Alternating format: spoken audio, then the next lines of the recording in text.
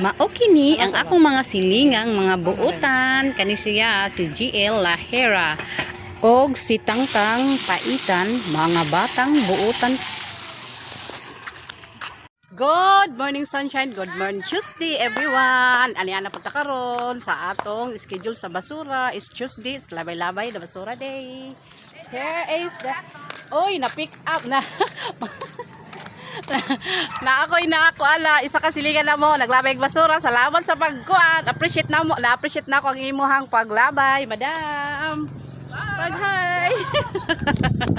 Si nakatawa siya kada sakpan ako siya naglabay og basura, pero appreciated oy kaayo kay nag-participate man. Daghan kaayo nalabay karon na buntag sa basura namo schedule karon. Yarat, charan. Salamat kay tungod sa akong sigig pag-remind every Tuesday sa among schedule sa basura.